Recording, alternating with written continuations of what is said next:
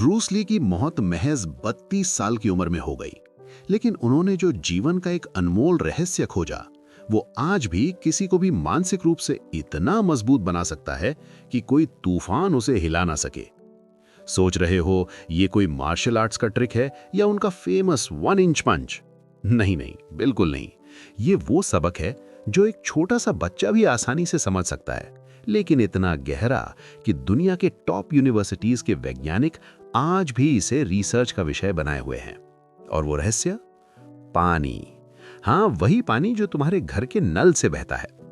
लेकिन रुकिए, पहले एक सवाल। आखिरी बार कब तुमने खुद को सचमुच अटूट महसूस किया? जब जीवन की मुश्किलें तुम्हें छू तक न सकी, जब असफलता तुम्हारी पहचान न बन सकी, जब रिजेक्शन बस एक छोटी सी लहर की तरह गुजर गया। दुनिया में ज्यादातर लोग ब्रूस ली की पानी जैसा बनो वाली फिलॉसफी को गलत समझते हैं। वो सोचते हैं ये सिर्फ फाइटिंग के लिए है, दुश्मन को डॉज करने का तरीका। लेकिन सच ये है कि ये जीवन जीने का तरीका है। चलिए 1971 में चलते हैं। ब्रूस ली हांगकांग के अपने घर के पिछवाड़े में बैठे हैं। उनका 6 साल का बेटा ब्रैंडन बगीचे की नली से पानी छिड़क रहा है। वो पानी चट्टान से टकराता है, लेकिन रुकता नहीं, बस उसके चारों ओर घूम जाता है। अगली बाधा आती है तो वो नीचे से रास्ता बना लेता है। अगर पूरी तरह ब्लॉक हो जाए तो सबसे छोटी दरार से भी निकल जाता है। ब्रूस की आंखें खुल गईं। उस वक्त वो खुद जीवन की जंग लड़ रहे थे। हॉलीवुड उन्हें रिजेक्ट कर रहा था। अमेरिका में वो बहुत चाइनीज लगते थे और चीन में बहुत अमेरिकन। क्या तुम्हें भी कभी लगा है कि तुम कहीं फिट नहीं हो? लेकिन उस पानी ने ब्रूस को एक आइडिया दिया। उन्होंने अपना नोटबुक निकाला और लिखा, पानी बनो जो दरारों से अपना रास्ता बना लेता है। जिद मत करो, बस चीजों के साथ बहो और तुम्हें रास्ता मिल जाएगा, या तो उसके आसपास या उसके बीच से।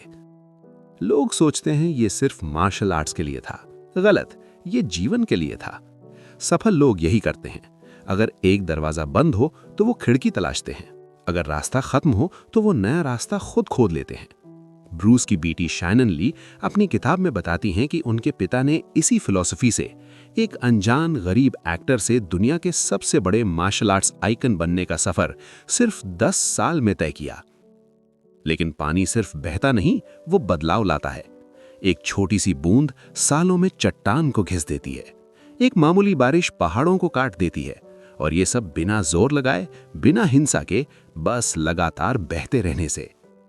स्टैनफोर्ड के एक न्यूरोसाइंटिस्ट ने 12 साल की स्टडी में पाया कि हमारे दिमाग में फ्लो मोड वाले न्यूरॉन्स होते हैं जो चुनौतियों में एक्टिव होते हैं। लेकिन 85% लोगों में रिजिड सोच की वजह से ये ब्लॉक हो जाते हैं। रिजल्ट? जो पानी जैसा सोचते हैं वो 280% ज्यादा तनाव सहन कर पाते हैं, 220% बेहतर समस्याएं सॉल्व करते हैं और असफलता से 350% तेजी से उबरते हैं। ब्रूस ली इससे भी आगे गए। उन्होंने समझा कि असली ताकत सिर्फ एडजस्टमेंट नहीं बल्कि लगातार बने रहना है, परसिस्टेंस। जब उन्होंने जीत कुंडो बनाया तो ट्रेडिशनल मार्शल आर्ट्स वाले उन पर भड़क उठे, हमले किए, चुनौतियां दी, उनकी इमेज खराब करने की कोशिश की। कोई और होता तो लड़ता, बहस करता या हार मान लेता। ब्रूस ने क्या किया? वो बहे। उन्होंने अपनी स्टाइल को डिफेंड नहीं किया, बस उसे जिया।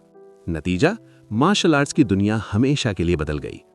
एक टॉप एग्जीक्यूटिव कोच जो 25 साल से सीईओ ट्रेन कर रहा है, कहता है कि सबसे सफल लोग बाधाओं को दुश्मन नहीं बल्कि एक मैप की तरह देखते हैं जिसे नेविगेट करना है।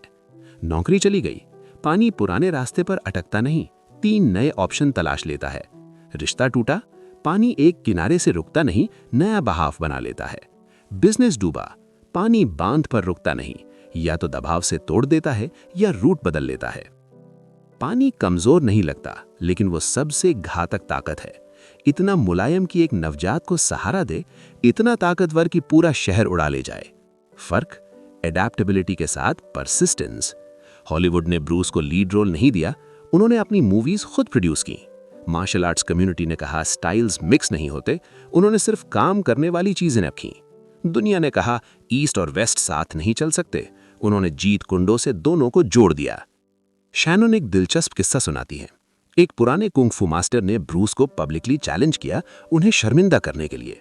सब सोच रहे थे या तो फाइट होगी या ब्रूस भागेगा, लेकिन ब्रूस ने तीसरा ऑप्शन चुना। उन्होंने गेम के रूल्स ही चेंज कर दिए। पानी की तरह बहते हुए उन्होंने 90 सेकंड में सब खत्म कर दिया। कोई बहस नहीं, कोई जोर नहीं, बस फ्लो। विज्ञान भी ये साबित करता है। कैम्ब्रिज के कॉग्निटिव एक्सपर्ट्स ने पाया कि सिर्फ 28 दिनों में पानी वाली सोच का प्रैक्टिस करने से दिमाग के स्ट्रेस वाले पार्ट्स छोटे हो जाते हैं, जबकि क्रिएटिविटी और रेजिलियंस वाले बढ़ जाते हैं। यानी तुम्हारा ब्रेन फिजिकली बदल जाता है। अब तुम्हारी बारी है। क्या तुम चट्टान बनोगे जो टूटेगी या नदी जो बहती रहेगी? ब्रूस ली 32 में चले गए, लेकिन उनकी ये फिलॉसफी 50 साल से ज्यादा समय से लाखों जिंदगियां ट्रांसफॉर्म कर रही है। क्यों? क्योंकि पानी अनंत है, यूनिवर्सल है, अटूट है। और सच तो ये है कि तुम्हारा शरीर 70% पानी है। वो ताकत पहले से तुम में बह रही है, बस उसे जगाओ। अगली बार जब जीवन कोई दीवार खड़ी करे, क्यों मेरे साथ मत पूछो, पूछो मैं इसे कैसे बहकर पार करूं। पत्थर को तोड़ने की जिद मत करो, वो पानी बनो जो पत्थर को ही नया शेप दे दे। ब्रूस ली जानते थे कि अटूट होने का मतलब सबसे कठोर नहीं, सबसे लचीला बनना है। पानी बनो और देखो कैसे तुम्हारी दुनिया बदल जाती है।